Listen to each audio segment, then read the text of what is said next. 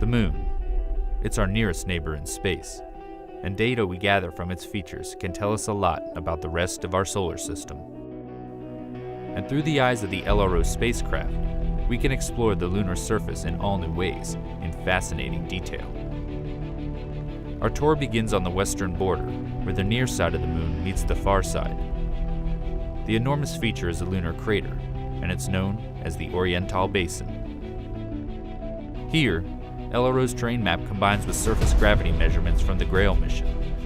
This data reveals structure in the lunar crust beneath the surface, giving us a window into the geologic features of the Moon's interior. Our next location receives little direct sunlight and has some of the coldest recorded temperatures in the solar system, the South Pole. The highlighted spots signify potential water ice based on temperature readings from LRO's Diviner instrument and reflectance from its laser altimeter Lola.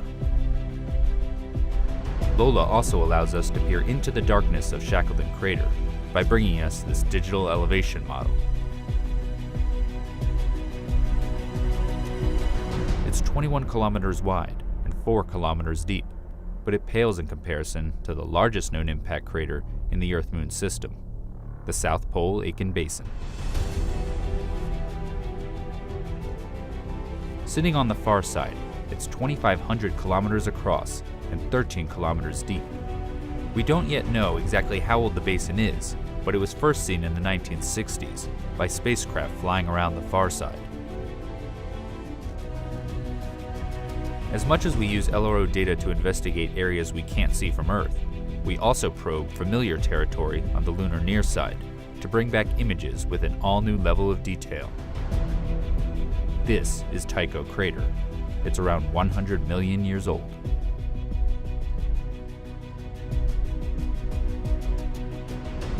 Here, the Lunar Reconnaissance Orbiter camera captures the central peak with a 100-meter wide boulder at the summit, the origins of which are still a mystery. Continuing across the Moon's near side, we will arrive in an area ripe for future exploration due to the diversity of impact and volcanic materials. It features a prominent crater so bright it's not only visible through telescopes, but also to the naked eye. Welcome to the Aristarchus Plateau. Here, infrared shows the mineral pyroxene in orange and a splash of plagioclase in blue from Aristarchus crater. This region can tell us a lot about the rich volcanic history of the Moon. As much as we study the Moon looking for sites to visit, we also look back at places we've already been.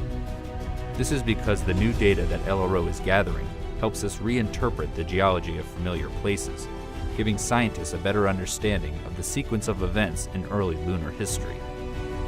Here, we descend to the Apollo 17 landing site in the Taurus-Littrow Valley, which is deeper than the Grand Canyon.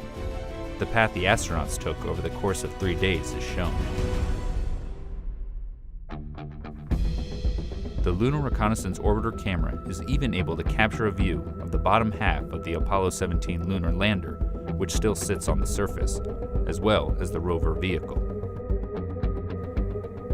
These images help preserve our accomplishment of human exploration on the Moon's surface.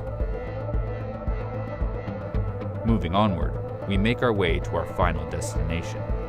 This location contains regions that exist in permanent shadow, as well as ones that bask in nearly perpetual light. It's the North Pole.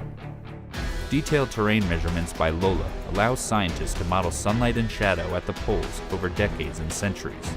Sunlit peaks and crater rims here may be ideal locations for generating solar power for future expeditions to the Moon. This updated visualization of the lunar landscape stands as a testament to the functionality and abilities of the Lunar Reconnaissance Orbiter spacecraft. And as the mission continues to gather data, it will provide us with many more opportunities to take a tour of our Moon.